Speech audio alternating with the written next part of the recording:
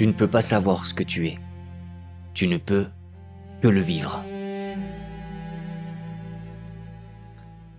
Cette phrase, prononcée par le sage Louis Sansa, est la clé d'or qui ouvre la porte de notre voyage. Elle trace, dès l'orée du chemin, la frontière entre le savoir aride des livres et la connaissance vibrante de la chair. Car voyez-vous, nous pensons tant d'heures à penser notre vie que nous en oublions souvent de la goûter. Celui qui nous rapporte cette perle de sagesse se nomme Henri Gougaud. Peut-être avez-vous déjà croisé son nom ou entendu le timbre de sa voix. Cette voix de rocaille et de vent qui a si longtemps enchanté les ondes de la radio. Gougaud est un poète, un parolier, un amoureux des légendes, un tisserand des mots qui sait, mieux que personne, que le langage a le pouvoir de guérir. Lorsqu'il offre au monde les 7 plumes de l'aigle, au cœur des années 95, il répond sans le savoir à un cri silencieux. C'était une époque étrangement semblable à la nôtre, où l'Occident, fatigué par la course aux objets et l'éclat froid du matérialisme, commençait à tourner son regard vers les horizons anciens, cherchant désespérément un sens à son agitation. Mais ce que je m'apprête à vous confier n'est pas un roman, croué de l'imaginaire. Ce n'est pas non plus un traité aride sur le chamanisme, c'est infiniment plus précieux. C'est le récit d'une amitié sacrée. C'est le témoignage d'une rencontre bouleversante entre Henri, l'homme de lettres parisien, et Louis Sansa, un peintre, un sorcier, un nagual venu d'Argentine. Louis n'était pas un gourou intouchable, mais un homme marchant parmi nous, riant, étonnant, portant en lui la mémoire vivante des ondes et le secret de la joie. Je vous invite aujourd'hui à entrer dans ce livre comme on rentre dans un bain de jouvence. Ce récit n'est pas une simple lecture, c'est un manuel de désenvoûtement. Oui, car nous sommes tous, sans le savoir, envoûtés par la lourdeur de nos habitudes, par la grisaille de nos certitudes. Ce texte est une promesse, celle de vous apprendre à nettoyer votre regard pour retrouver la magie étincelante de l'existence, celle qui se cache juste là, sous la poussière de vos jours ordinaires. Ouvrez votre cœur, le voyage commence.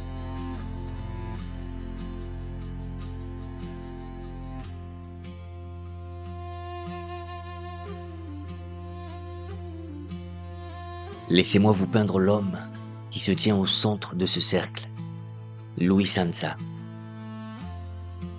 Oubliez l'image d'Épinal du sage ascétique, flottant dans des brumes éthérées, intouchable et silencieux. Non, Louis est un torrent. Il est un homme de viande, de sang et de passion.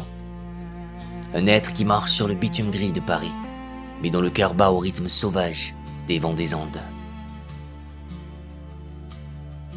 Il est ce qu'on appelle un nagual, un éveilleur. Mais sa méthode n'est pas la douceur mielleuse. Louis manie le rire comme une épée de lumière et la colère comme un orage bienfaisant.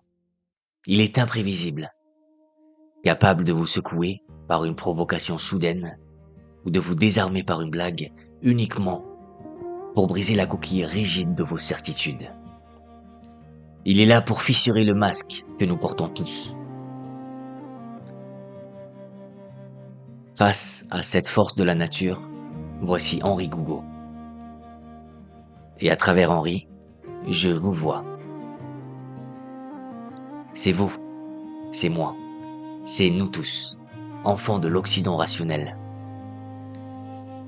Nous arrivons devant le mystère avec nos lourdes valises pleines de questions, nos carnets de notes prêts à être noircis, et notre soif insatiable de comprendre.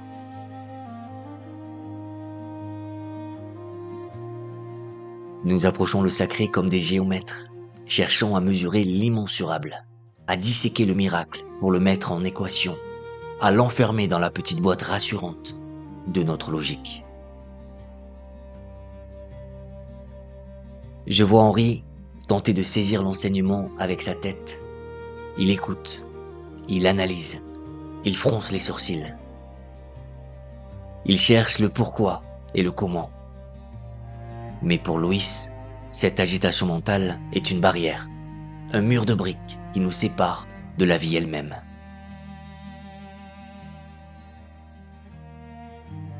C'est ici que se joue le premier grand choc, la première fracture nécessaire.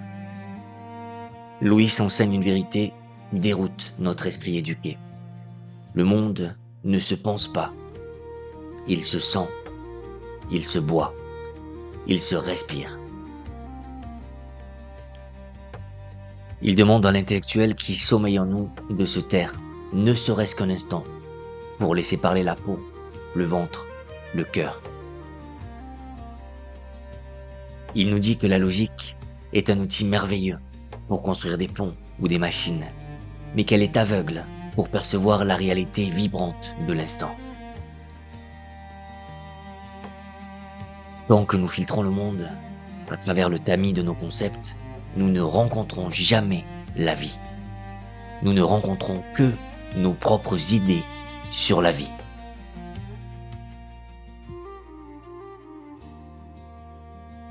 Il y a un moment précis où Louis regarde Henri, qui se débat avec ses définitions, et lui sourit avec une malice tendre, presque paternelle.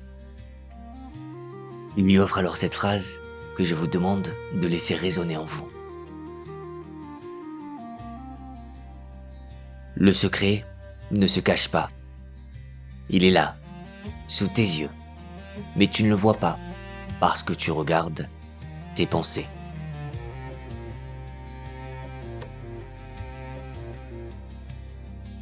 Nous sommes debout devant la splendeur infinie de la création, mais nous avons les yeux rivés sur l'écran intérieur de nos bavardages mentaux.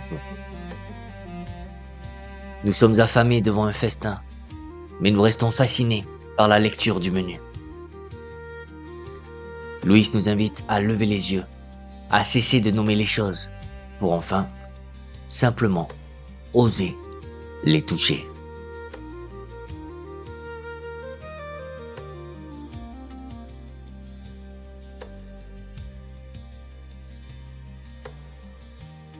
Nous marchons sur la terre, mais souvent, nos yeux ne regardent pas l'horizon. Ils sont rivés sur un miroir que nous tenons à bout de bras, juste devant notre visage. Dans ce miroir, que voyons-nous? L'image figée de ceux que nous croyons être. L'image que nos parents, nos amis et nos ennemis ont sculptée pour nous.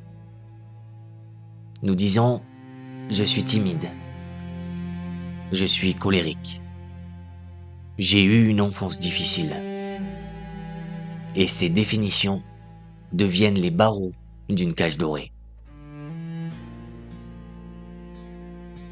Je vous le dis, nous sommes encombrés.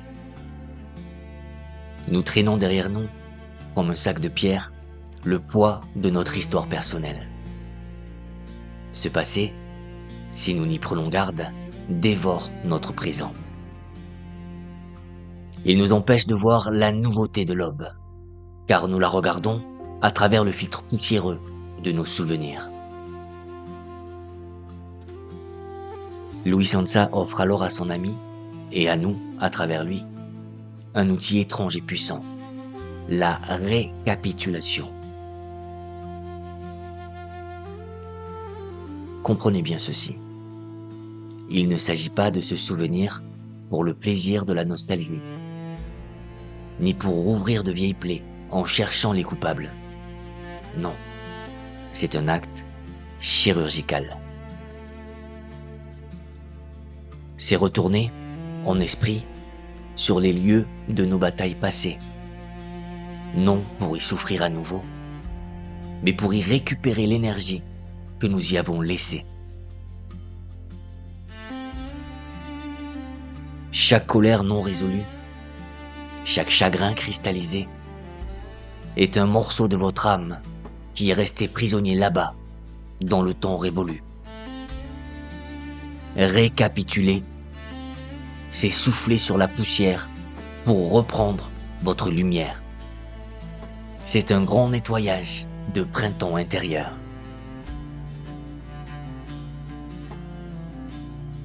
Mais pour accomplir ce nettoyage, il faut un courage immense, celui de renoncer à être une victime.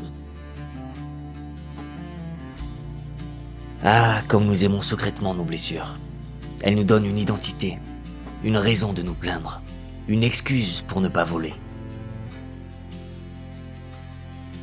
Louis est inflexible sur ce point. Tant que vous blâmez votre passé, vos parents ou la société pour ce que vous êtes, vous restez un enfant impuissant. Pour saisir les plumes de l'aigle, vos mains doivent être libres.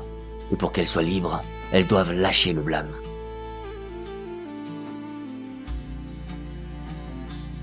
Je revois ce moment précis du livre, d'une humilité foudroyante, où Henri Gougaud, drapé dans sa respectabilité d'écrivain célèbre et d'homme de culture, tente d'impressionner son guide. Louis l'arrête net. Il le dépouille de ses titres comme on épluche un fruit pour en trouver le noyau.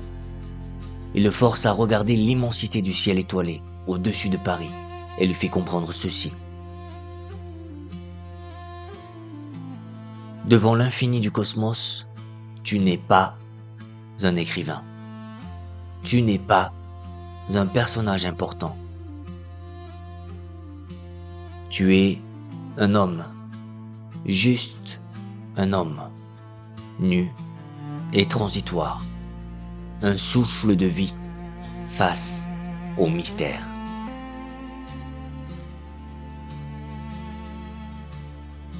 C'est terrifiant, n'est-ce pas? Mais c'est aussi la plus grande des libérations. Car si vous n'êtes plus votre histoire, si vous n'êtes plus votre image sociale, alors vous êtes enfin libre d'être tout le reste.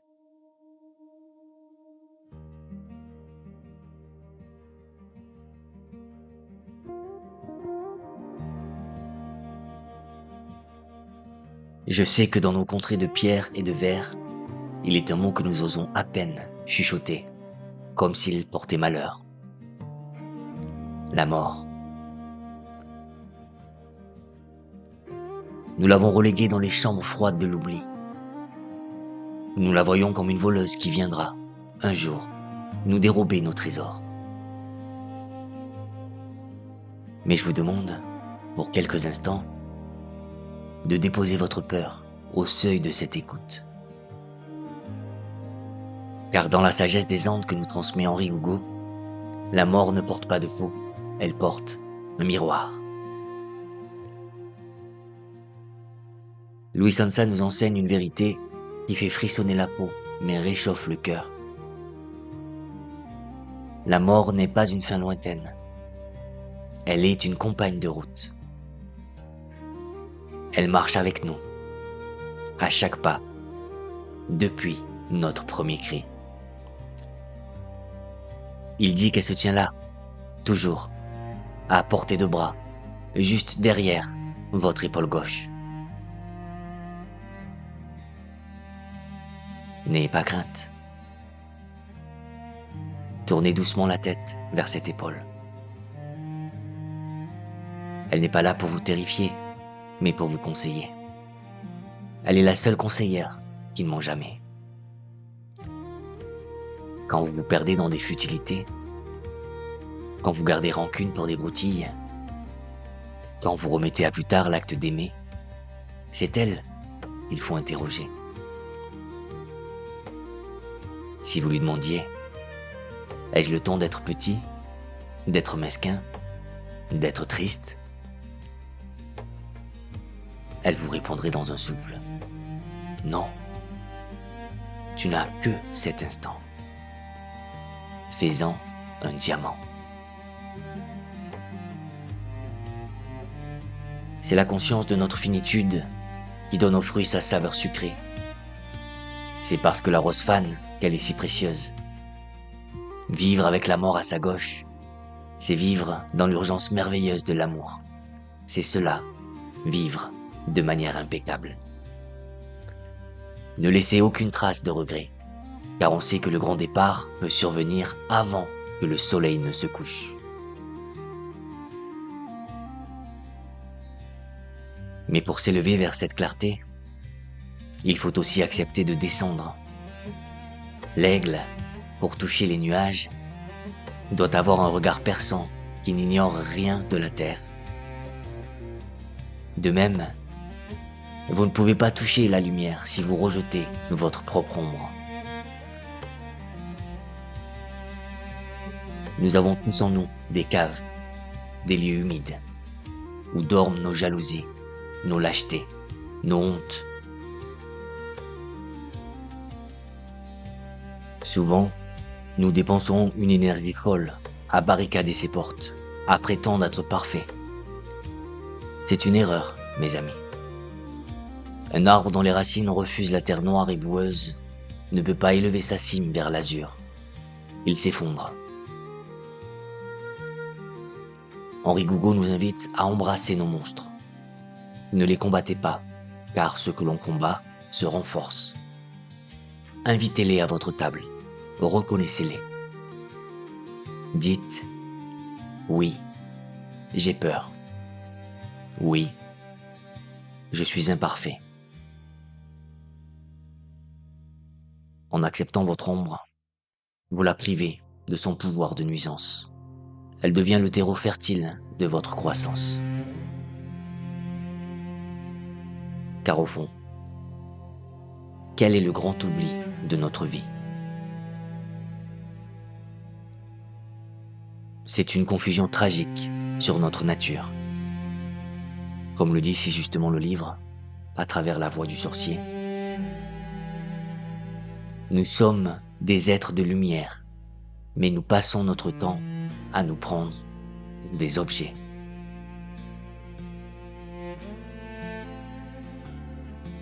Ne soyez plus un objet ballotté par les circonstances. Soyez la lumière qui éclaire l'ombre et le vivant qui danse avec sa propre fin.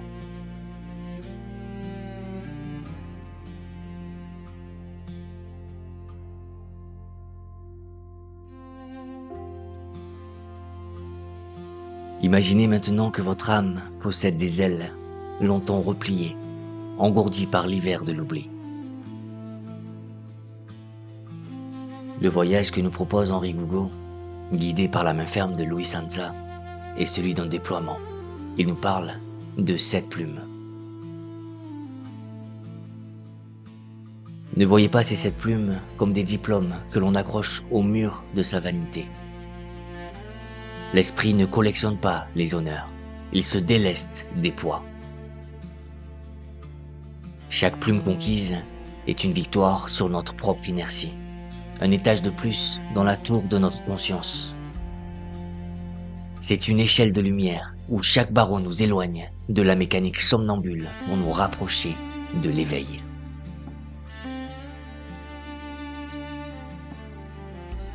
Car voici le grand secret que les chamans murmurent au vent. Ce monde que vous traversez, ces rues, ces soucis, ces certitudes de béton, tout cela est un rêve. Nous sommes des dormeurs qui marchent, tissant ensemble une réalité collective que nous croyons inaltérable. Mais le but de l'initié, le but de celui qui ramasse ses plumes une à une, n'est pas de fuir ce rêve. Non. Son but est de se réveiller à l'intérieur du rêve. De cesser d'être la feuille emportée par le torrent pour devenir la rivière elle-même.